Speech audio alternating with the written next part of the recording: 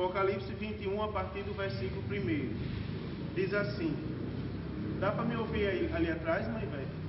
Dá?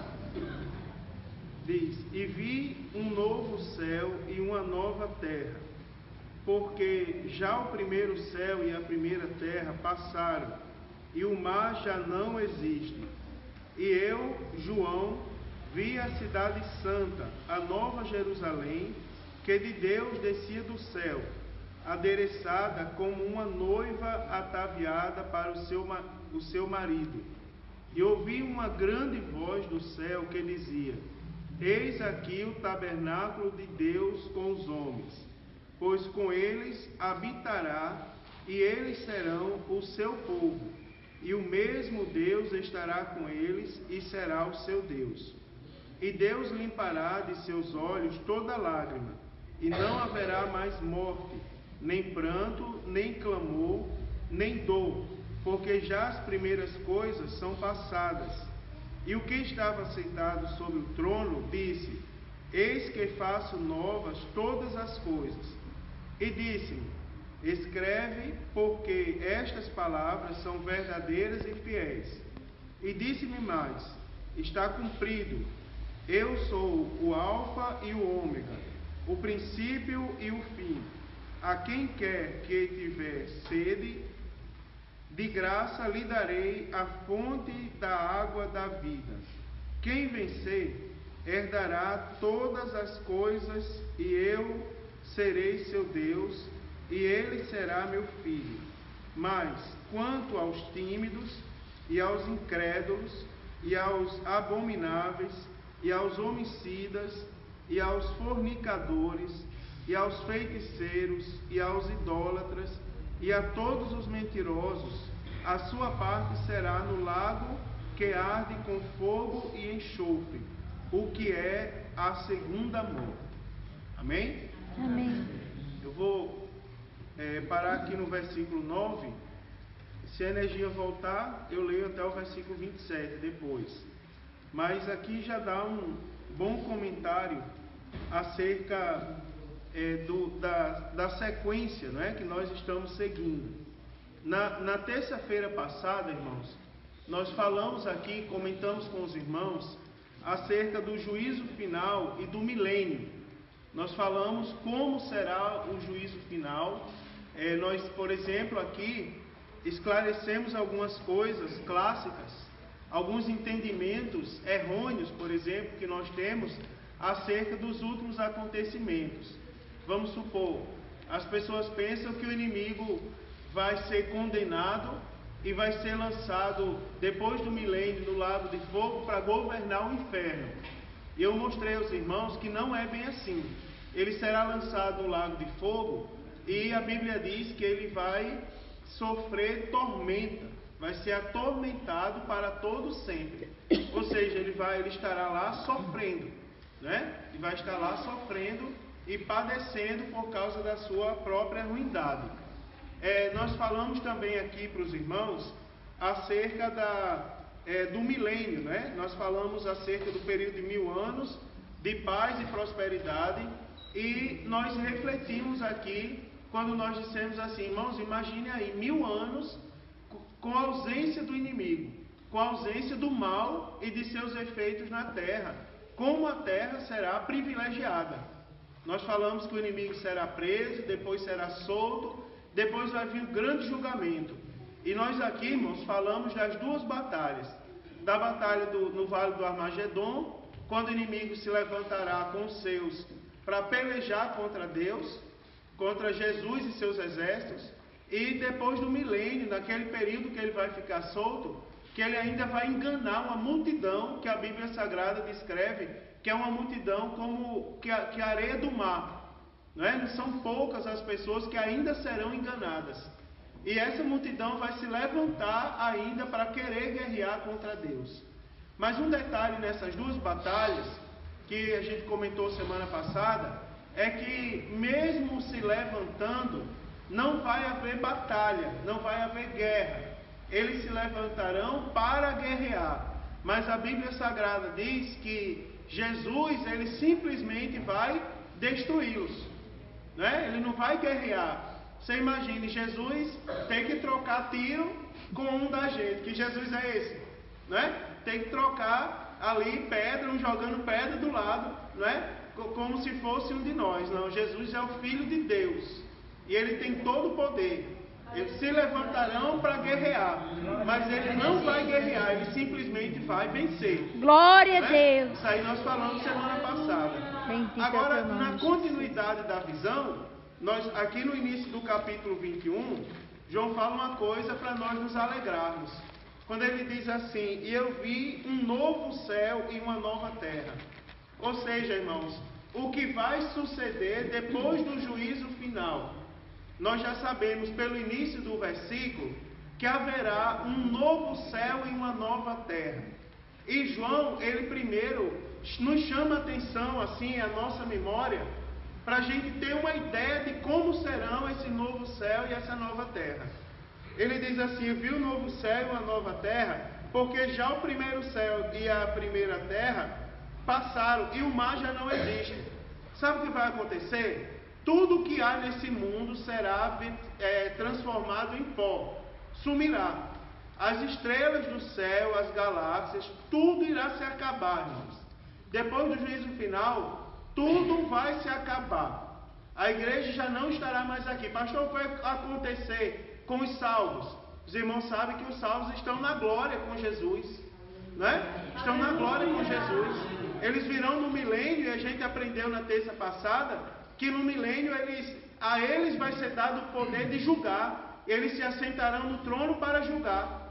Mas agora a terra se acaba e o mundo e o mar já não vai mais existir. E João diz assim: olha, irmão, o primeiro céu e a primeira terra já passaram e o mar já não existe mais. Quando a Bíblia Sagrada diz isso conosco, revela isso para a gente, significa, irmãos, em outras palavras, que nós não temos que nos apegar com esse mundo. Irmão, tem muita gente, enquanto nós aqui estivermos, nós vamos padecer necessidade. Nós vamos lutar para nós termos o pão de cada dia, porque é uma consequência do pecado. No suor do teu rosto comerás. Então a gente vai ter que lutar para receber o salário no final do mês. A gente vai ter que manter a obra de Deus. Mas eu não estou falando que agora a gente vai deixar de trabalhar. Não. Eu estou dizendo que agora nós temos que ter a maturidade, nós já estamos no final do livro do Apocalipse, de que não podemos nos apegar com as coisas desse mundo. Sabe por quê, irmãos?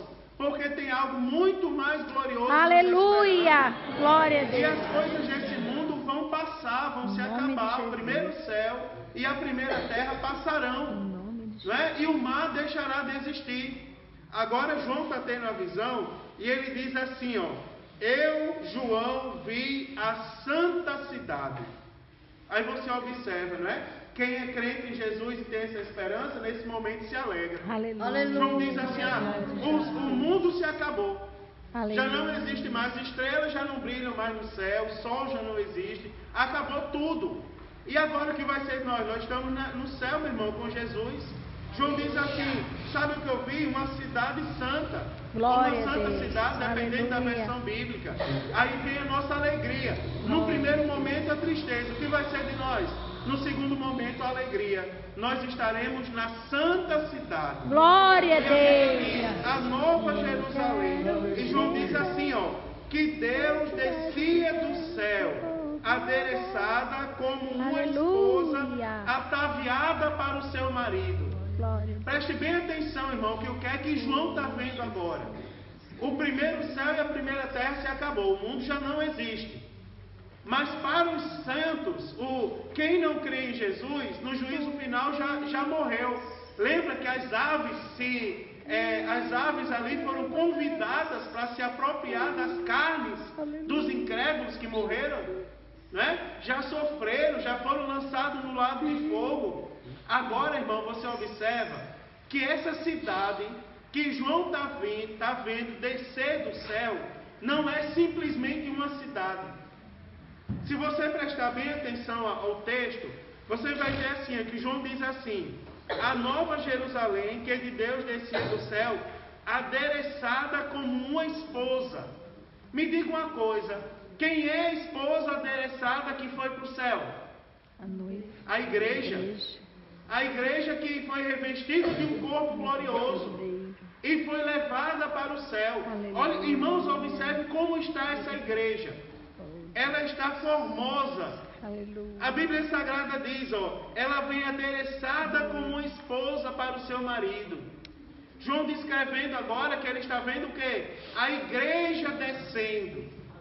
Você observa que as coisas que não são de Deus, elas nascem de baixo para cima.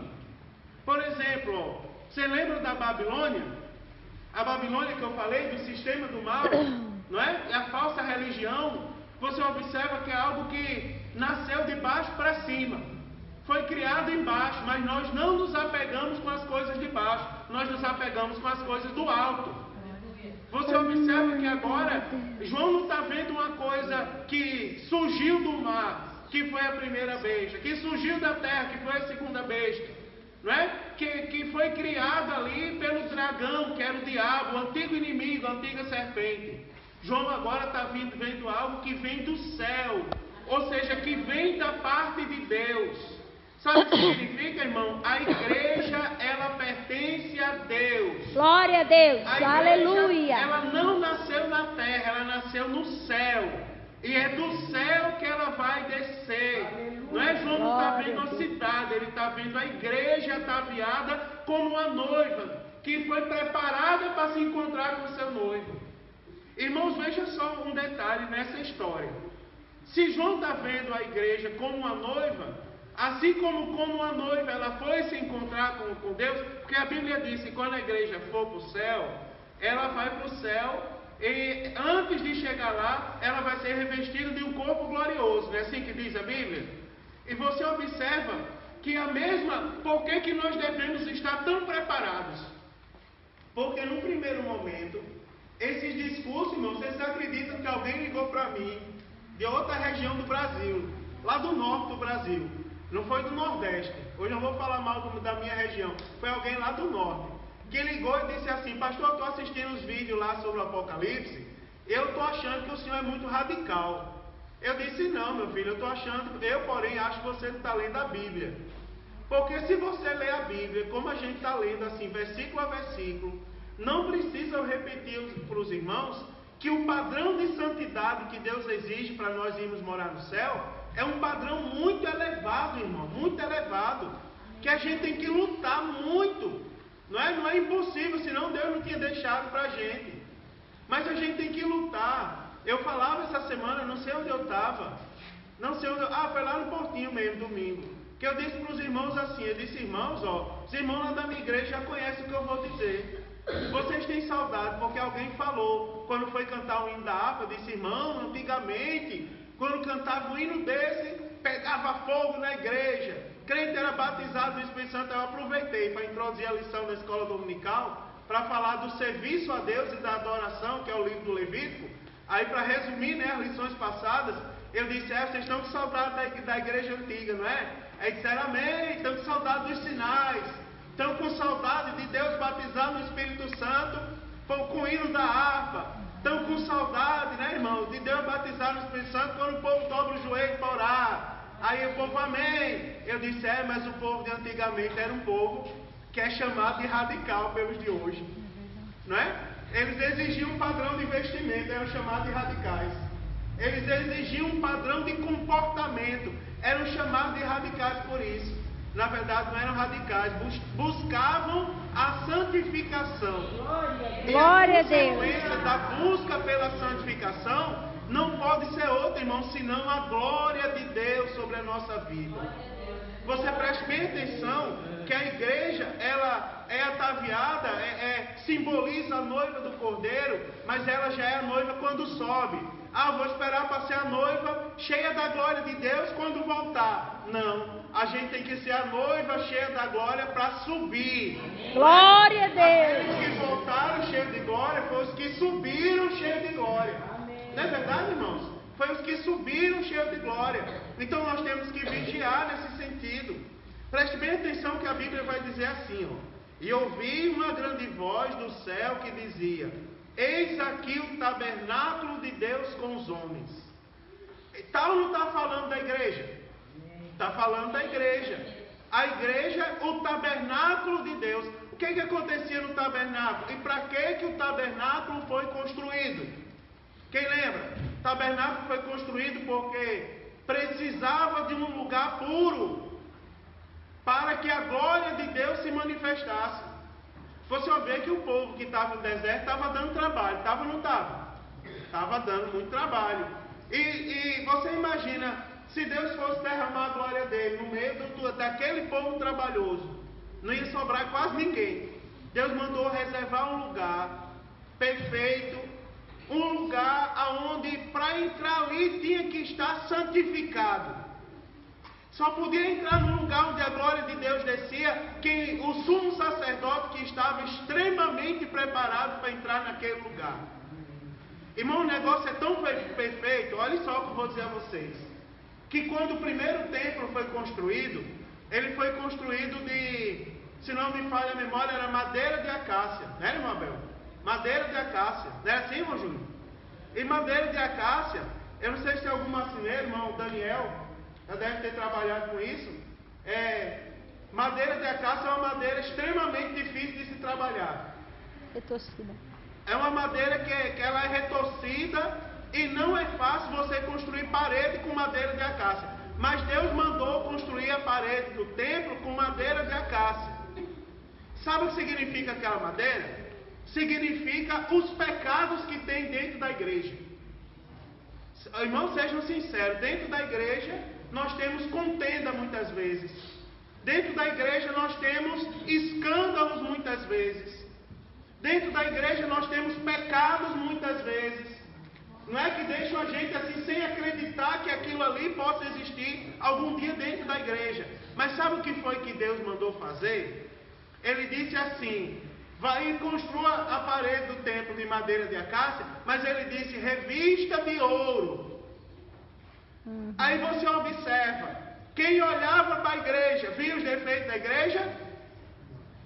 Via o que, irmão? Via o ouro resplandecendo. Sabe o que significa ali, meu irmão? O ouro resplandecendo era o que as pessoas viam. Sabe o que significa? Significa que quem olhava para a igreja via a glória de Deus.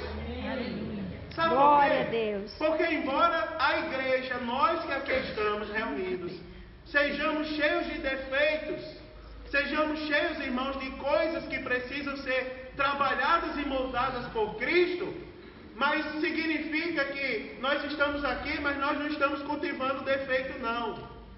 Nós estamos aqui cultivando a glória de Deus. Glória a E Deus. pedindo a Jesus que mude a nossa vida. Transforma-se. E quando a igreja busca a transformação da parte de Deus, sabe qual é o resultado de Deus pela igreja? A glória de Deus. Aleluia, glória a Deus. Quem estava aqui quinta-feira, acho que foi quinta passada, foi sábado. Eduardo, foi sábado. Eduardo estava aqui sábado. Hoje ele não está porque está trabalhando. Mas a gente estava aqui no final do culto e entrou um homem desesperado para pedir para orar pela mãe dele que estava passando mal no hospital regional, estava à beira da morte. Depois no domingo ele veio contar o testemunho que a mãe dele saiu do hospital regional. O médico disse que ela ia morrer, mas já no domingo ela teve alta. Agora Glória a ele veio Deus. aqui, e ele entrou desesperado, assim, ó, cheirando a cigarro, mas desesperado, pastor, eu estou desviado. Jefferson estava junto também, anotou o contato dele. E ele disse assim: mas eu creio que Jesus pode fazer alguma coisa. Eu tinha que entrar aqui e falar com o pastor da igreja para orar pela minha mãe. Sabe por que, irmão, uma pessoa desesperada procura a igreja? Porque talvez você que esteja dentro não perceba. Mas quando olham para as paredes dessa igreja, eles não veem os defeitos dessa igreja. Sabe o que é que eles veem? A glória de Deus que sai dessa igreja. A glória de Deus que sai dessa igreja. E a glória de Deus, irmãos, faz com que os aflitos busquem socorro em Deus. Você observa que a igreja que está descendo agora, ela está sendo identificada como o tabernáculo de Deus com os homens. Ou seja, ali a igreja está descendo em glória. E você vê, irmão, como é a igreja em glória. Como será essa visão? Você já viu, você já pensou nisso? Já pensou, Gustavo, como vai ser a visão? Como será a igreja glorificada? Você imagina Cristo glorificado. Os cabelos brancos, não é verdade? Você lembra da descrição de Apocalipse 1, do Cristo glorificado? O rosto como o sol, não é? Aí você começa a ver, é uma das visões mais bonitas do Cristo glorificado. Agora você imagina a igreja resplandecendo a glória de Deus. Glorificada como Cristo, como não vai ser algo formoso.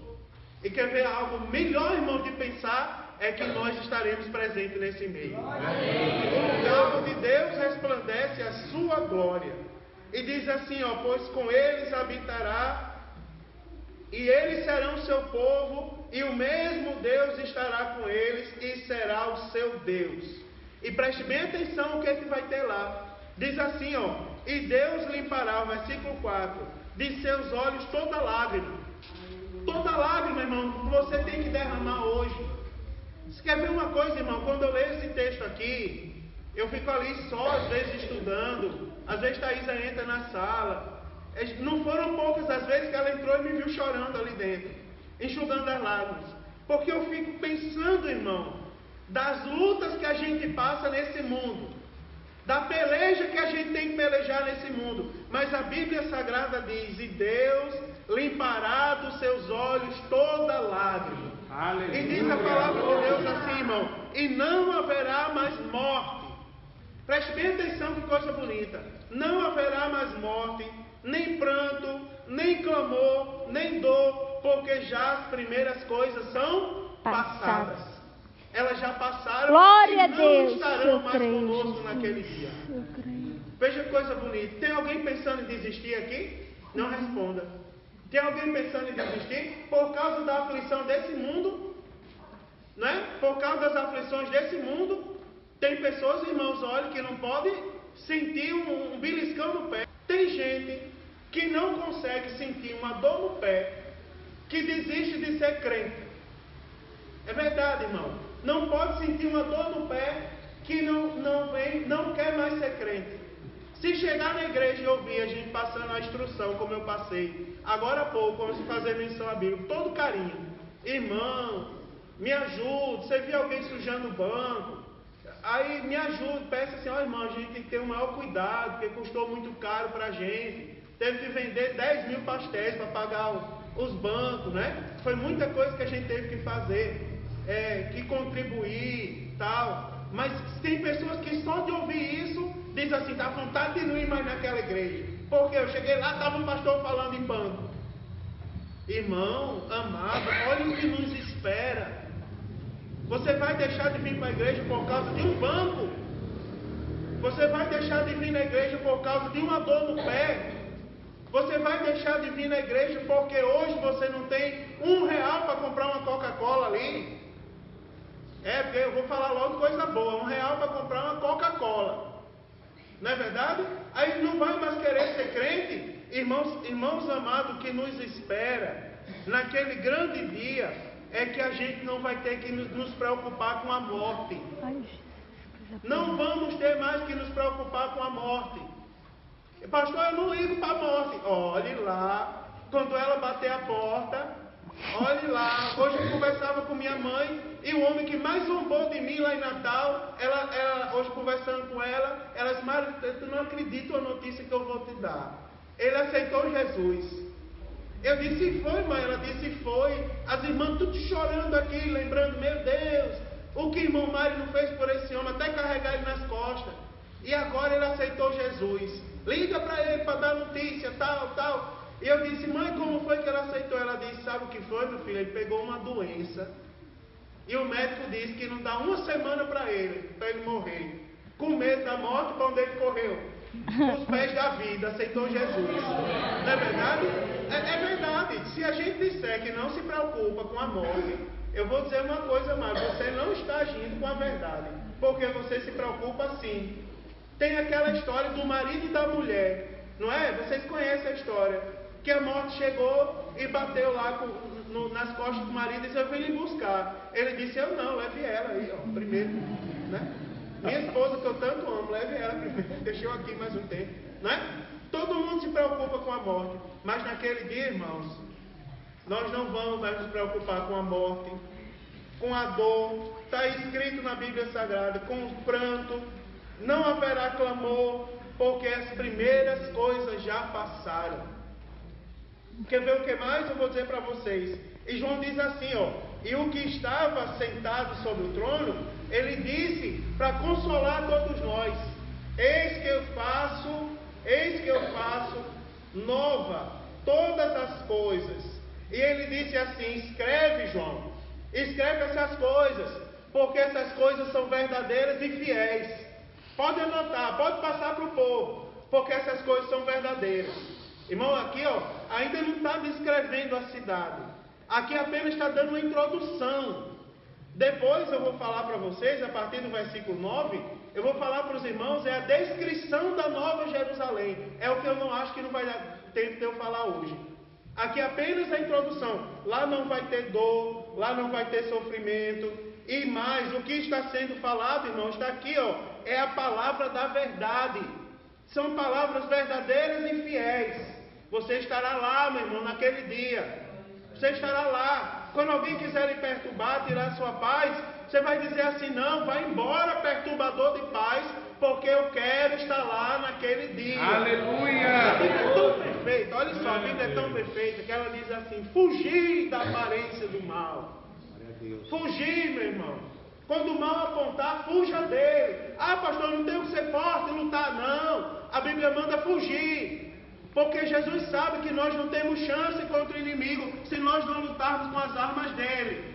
É muito melhor lutar, é muito melhor fugir, aliás, e ir morar no céu santo e puro do que inventar, meu irmão, de ficar batendo boca com o mal e cair nas tentações perversas do mal e não herdar a eternidade.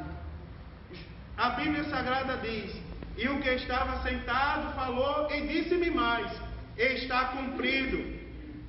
Eu sou o alfa e o ômega, o princípio e o fim. E quem quer que tiver sede, de graça lhe darei a fonte da água da vida. João agora nos faz um convite. Irmãos, nós temos que ter sede de Deus. Me diga, não responda para mim. Você já deixou de ter sede de Deus? Você já deixou, irmão, de almejar as coisas do céu? Você deixou de sentir prazer quando você fala línguas estranhas? Você deixou de sentir prazer na oração? Você deixou de sentir prazer na leitura da palavra de Deus? Então você precisa buscar enquanto está sendo dado de graça. Porque quem aproveitar, irmãos, olha aqui. Nós temos hoje tudo isso que eu estou falando aqui de graça, meu irmão. Está sendo entregue de graça. Quem tem sede, venha e beba. Ah, mas eu não estou mais buscando as coisas de Deus, irmão, pois busque. Pastor, eu não estou nem aí. Eu tenho uns cultos que eu não estou falando língua estranha. Eu não estou mais buscando o batismo do Espírito Santo. Se aproxime de Deus, irmão, e peça. Peça as coisas de Deus. Mas espera aí, pastor. Domingo eu aprendi, da Páscoa ao Pentecostes. Mas você também aprendeu que nós precisamos tanto da graça como do Pentecostes. Nós precisamos tanto da salvação. E até tinha uma frase na lição da escola dominical domingo interessante: sem a graça o Pentecoste não existe, sem conversão não tem poder. E ele diz: sem Pentecoste a graça não tem eficácia. Ou seja, se não for a unção do Espírito Santo na nossa vida, nós vamos nos desviar, meu irmão. Nós vamos cair em tentação. É por isso que eu estou dizendo, tem que buscar as coisas de Deus mesmo, com vontade. Ah, peraí, quando o pastor chegou aqui, ele chamava os adolescentes de canela de fogo. Será que ainda são canela de fogo? Será, meu irmão, que nós deixamos de ser uma igreja avivada, que grita na presença de Deus, desesperadamente dá glória a Deus e aleluia? Será que nós estamos deixando, irmão? Nós precisamos disso. Porque enquanto nós aqui estamos, quem tem sede, venha. Porque eu lhe darei da fonte da água da vida. Você lembra do rio da vida lá no Éden? Você lembra do rio da vida do Éden? Ele foi... o Éden, o jardim que estava no Éden, ele é um jardim que foi sumido. E nós vamos ver na próxima terça que ele vai reaparecer na Nova Jerusalém. Vou falar dos jardins da Nova Jerusalém. E lá tem o rio da vida que flui do trono de Deus. Agora, a nós foi retirado o direito de comer do fruto da árvore da vida. Há uma passagem no Gênesis que diz assim: eles já comeram do fruto do conhecimento do bem e do mal e pecaram. Agora, vamos retirar a árvore da vida antes que eles provem do fruto e se tornem semelhantes a nós. Não sei se vocês já leram isso no Gênesis. Quem está lendo a Bíblia leu. Por que Deus tirou a árvore da vida do Éden? Porque o homem estava em pecado. Se o homem comesse do fruto da árvore da vida, ele ia se transformar num ser eterno, como Deus. Ia ter a característica da eternidade. Como ele estava em pecado, ele seria eternamente um pecador. Não haveria chance para a salvação. Deus, por misericórdia, tirou a árvore da vida lá. E uma das consequências do pecado foi: agora os teus anos serão limitados. Ou seja, você vai nascer e com o tempo você vai morrer. Agora, quando nós estivermos lá no céu, Jesus diz aqui no versículo 5, não é? Essas palavras são fiéis e verdadeiras, e o 6 diz: a quem quer que tiver sede de graça, eu lhe darei. E ele vai dar o que, irmão? A fonte da água da vida. Significa, irmãos, que Deus vai nos dar a eternidade. Ele vai nos dar o direito, irmão, de nós estarmos eternamente em comunhão com Ele novamente. Você almeja isso? Diga amém. Amém. Agora tem um detalhe. É que no versículo 7 diz assim: quem vencer. Ou seja, isso é para quem? Vencer. Isso é para quem perseverar. Irmãos e irmãs estão perseverando na fé? Isso é para quem perseverar, irmãos.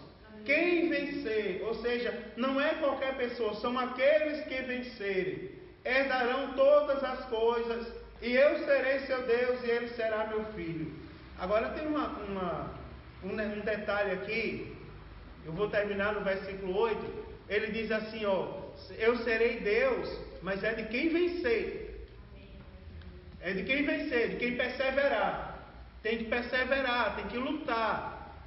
Nós somos caracterizados.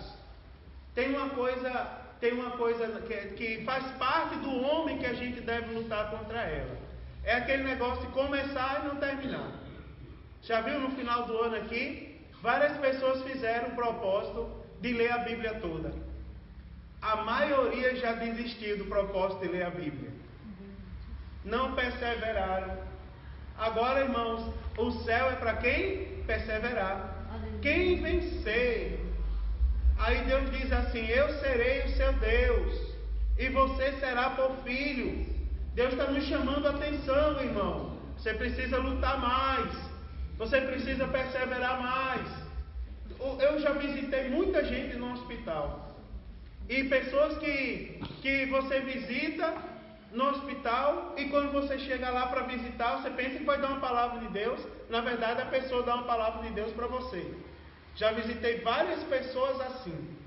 Eu lembro que eu fui visitar a irmã Alina, que fundou o Círculo de Oração lá em Natal. Ela bem doentezinha no hospital. Quando eu cheguei, ela disse: diga, missionário. Era assim que ela me chamava. Eu disse: irmã Alina, vim visitar a senhora, fazer uma oração pela senhora. Ela disse: ore, meu filho, ore para Jesus me guardar crente. Eu disse: eu vou orar para Jesus curar a senhora. Ela disse: eu não estou doente não. Quem disse eu sei que eu estou doente? Eu não sei se a irmã Francineuza chegou a ver a irmã Lina. Era uma irmã assim, ela tinha de poucas palavras, era bem direta. Deus dava um recado a ela, dizia: Deus mandou vocês consertar. Pá, acabou. Era dirigente de círculo de oração. A irmã Lina disse assim: eu não estou doente. Quem foi que disse a você que eu estou doente? Eu não estou doente não, sabe por quê? Eu estou com o meu corpo debilitado. No entendimento dela, disse: meu corpo está debilitado, mas eu não estou doente. Quer saber por quê? Eu disse: quero, irmã Lina. Ela disse: do meu lado aqui nessa enfermaria, tinha uma mulher. Se você perguntar onde ela está agora, morreu. Vão dizer: morreu. Eu, porém, lhe digo que ela foi para a glória. Sabe por quê? Antes dela fechar os olhos, antes dela dar o último suspiro, eu cantei o hino 26 para ela. E perguntei para ela: você quer aceitar Jesus como Senhor e Salvador da sua vida? Ela disse: quero. Depois que aceitou, uma meia hora depois, morreu para o mundo, mas para a gente nós vamos nos encontrar na eternidade. E ela disse assim, ó, eu não estou doente não, meu corpo está debilitado. Sabe por que Jesus me trouxe para cá? Para ganhar a alma. Eu já visitei várias pessoas assim, irmão. Me perdoe, irmã Marilene, dizer isso. Mas eu visitei irmão Antônio, bem debilitado, que não podia nem falar. Aí ele anotou no caderninho assim, ó, nunca esqueça que Jesus te ama, Ele te escolheu para essa grande obra. Você lembra disso? Escreveu no caderninho. E quando eu fui lá no hospital, estava lá eu e Eduardo segurando a mão dele. Eu disse assim, ô irmão Antônio, eu vou orar pelo Senhor. Ele pegou e fez assim, ó, e apontou para ele, fez assim para o céu.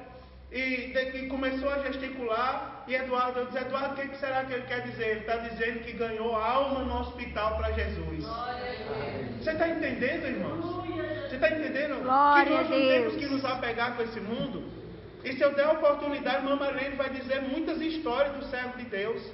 O senhor lembra, irmão Júnior, que o povo ia visitar o irmão Antônio, aí chegava lá, queria ensinar a Bíblia errado. Ele cheio de dor, não podia ficar sentado, não podia ficar em pé, não é? Ficava em várias posições, mas pegava a Bíblia e dizia, senta aí, que eu quero ensinar a Bíblia para vocês, não é?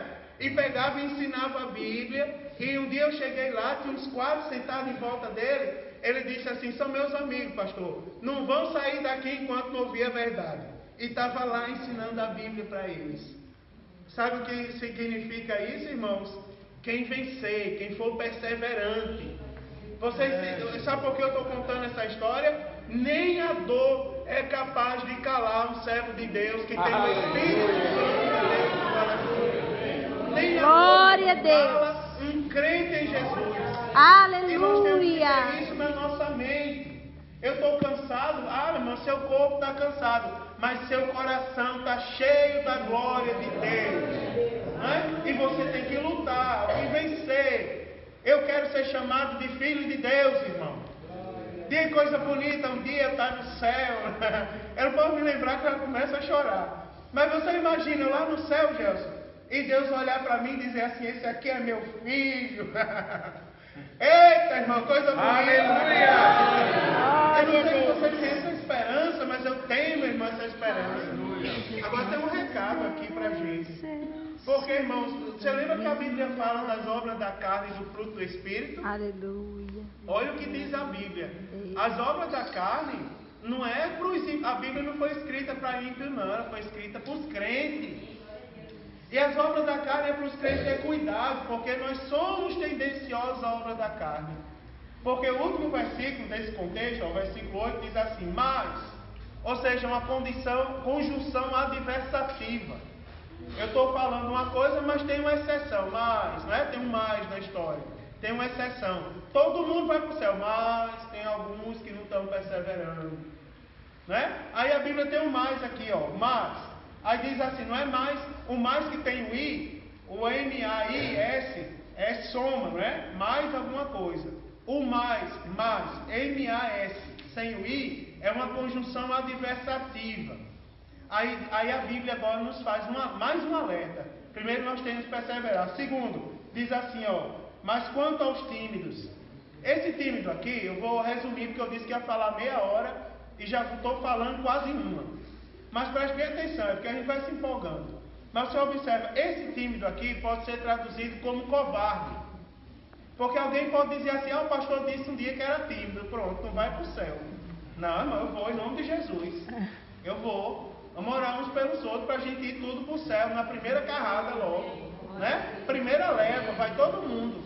Né? Glória a Deus. Vai todo mundo para o céu. Agora, esses tímidos aqui, eles podem ser... Tem duas palavras aqui que a gente interpreta errado. Primeira delas, os tímidos. Os tímidos podem ser traduzidos como covarde. Sabe o que é o tímido? É aquele que diz assim, ó, é o covarde. Eu não vou mais pregar a palavra de Deus não, senão eu vou ser menos amado pelo povo. Você já viu alguém assim? Não responda. Eu não vou mais falar, não, vou falar a verdade não, vou pregar só vitória agora. Chave para todo mundo, recebe aí, a chave, tá, né? E eu só vou dar chave. Tem culto que a gente dá a chave mesmo, mas Tem culto que a gente tem que falar a verdade, tem que pegar a Bíblia, abrir e ensinar o povo a Bíblia. O covarde, aqui está falando no sentido espiritual. É aquele que diz assim, não, eu vou ser como o mundo, para eu agradar o mundo, para eles não ficarem com raiva de mim. Aí sabe o que é que a Bíblia diz? Lá no final diz assim, ó, a sua parte será no lago que arde com fogo e enxofre, o que é a segunda morte. Veja que coisa séria. Significa que nós temos que ser crente na igreja e fora dela. Significa que o mesmo glória a Deus que a gente está aqui, a gente tem que estar lá. Glória a Deus. Significa que a mesma paz do Senhor que a gente saúda aqui, tem que saudar lá.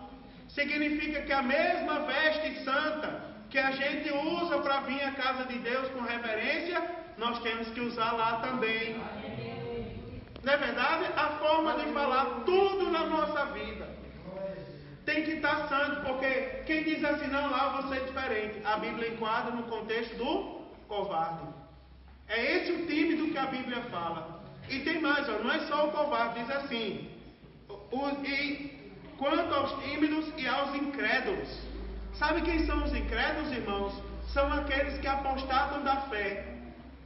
Os incrédulos são aqueles que são conhecedores da verdade e se desviam da verdade e passam a fazer coisa errada e não querem voltar para os caminhos de Jesus Cristo, mesmo sabendo a verdade.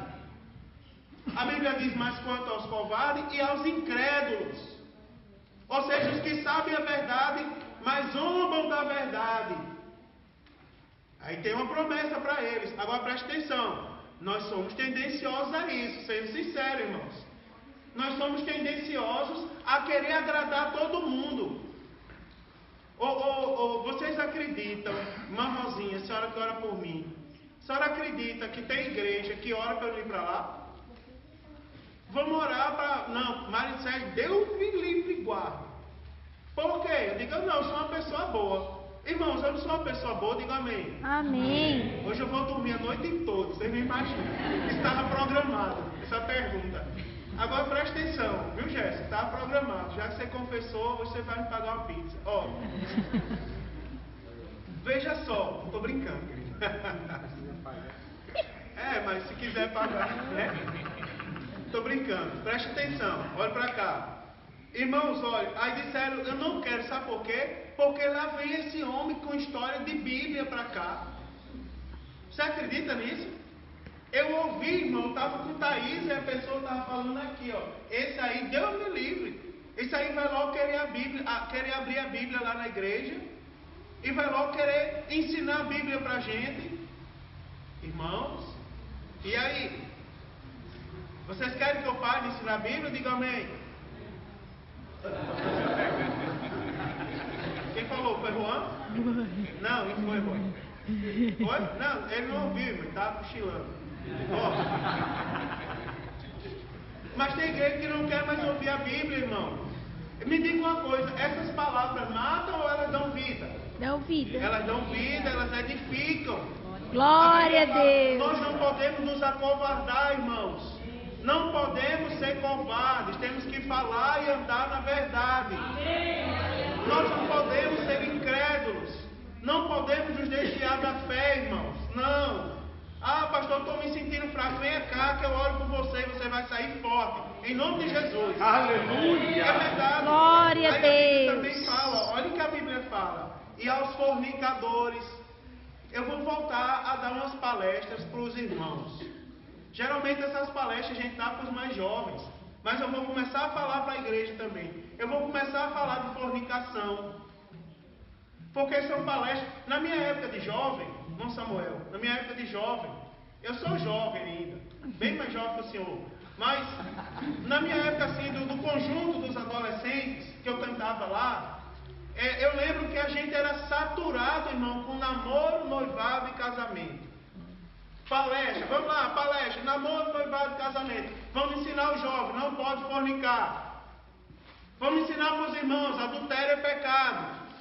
E o adultério não é só o ato, a conjunção carnal. Vou falar assim, porque as crianças não sabem o que é isso. Não, não é só isso. A Bíblia diz que aquele que almeja em seu coração já cometeu adultério.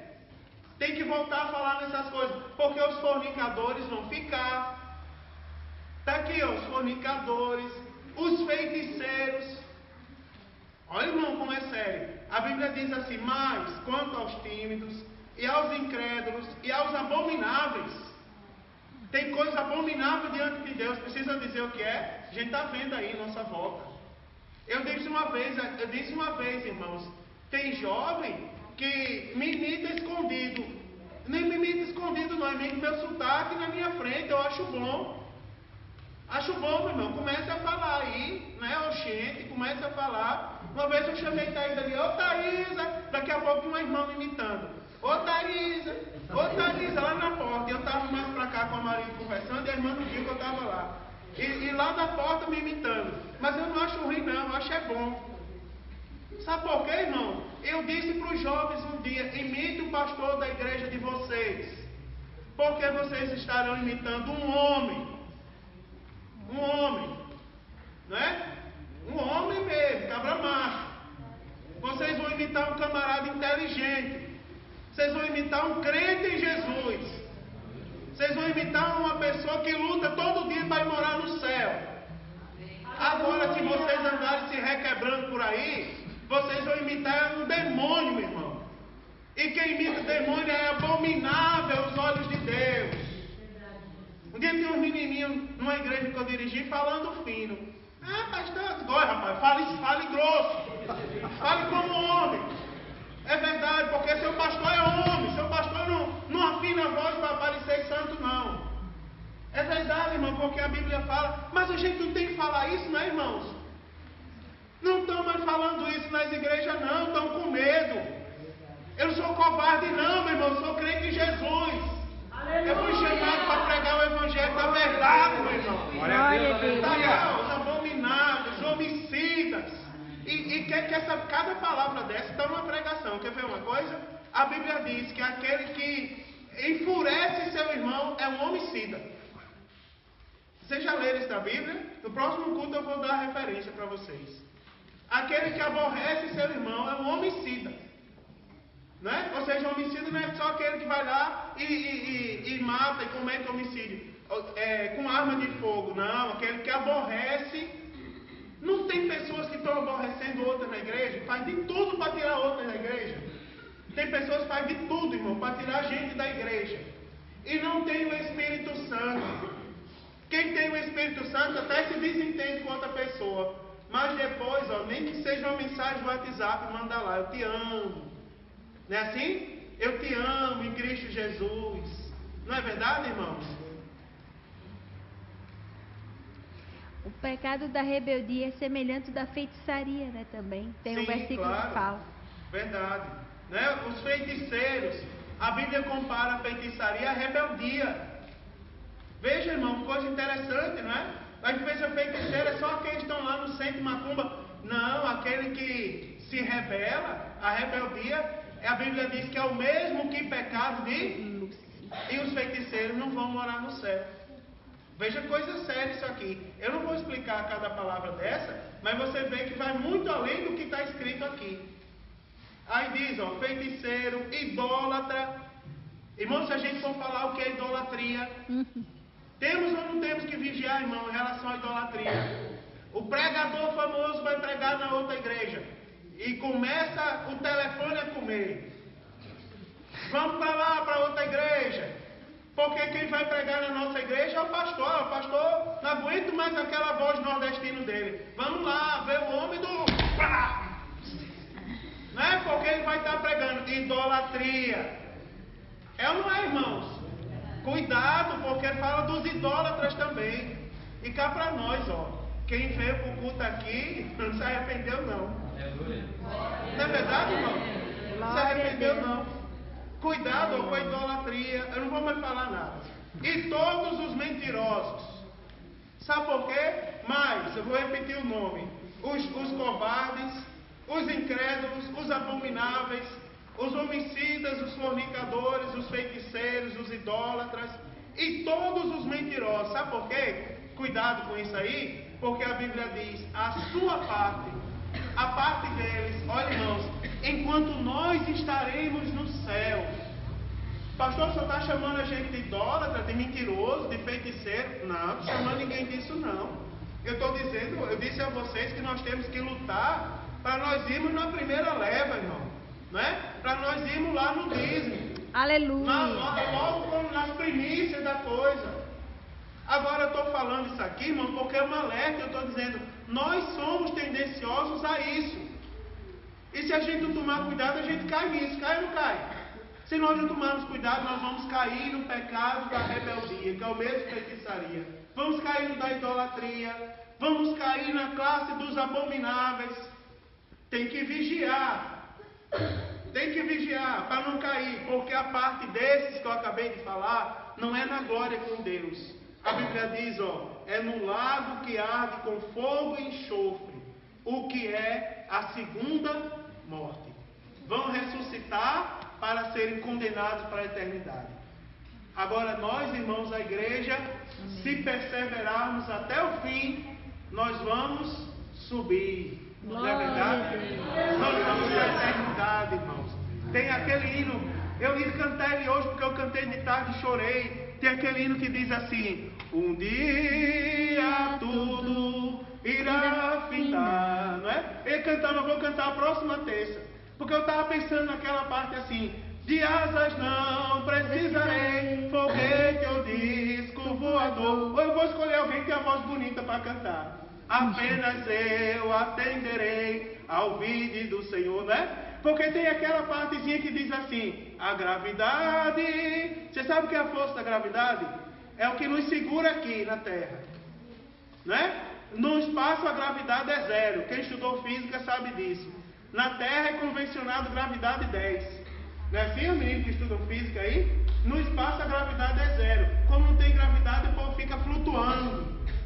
Mas a gente tem aqui a força da gravidade, mas naquele grande dia, a gravidade não vai nos segurar quando Jesus nos chama.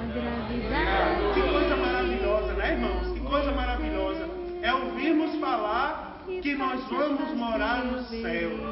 A igreja, irmão, ataviada. Ataviada. Sabe o que eu me sinto, irmão Carlos, quando eu uso meu terno? Glória a Deus, aleluia. Sabe o que eu sinto quando eu uso meu terno para vir para a igreja? Porque já às vezes já é uma roupinha sofrida, mas é a melhor que eu tenho. Sabe o que é que eu sinto, irmão Júnior? Eu olho pro meu terno, assim, minha gravata, a melhor roupa que eu escolhi. Thaisa diz: meu filho, você está tão bonito hoje. Daí eu fico olhando assim pro meu terno e minha gravata, eu digo: e se Thaisa já me acha bonito hoje, como será naquele dia revestido num corpo de glória? Glória a Deus. É verdade, irmão? Revestido em corpo de glória. Com vestes resplandecentes, irmãos. Diga aí que coisa bonita. Você tem essa esperança, irmão? Glória a Deus. Louvado seja Deus.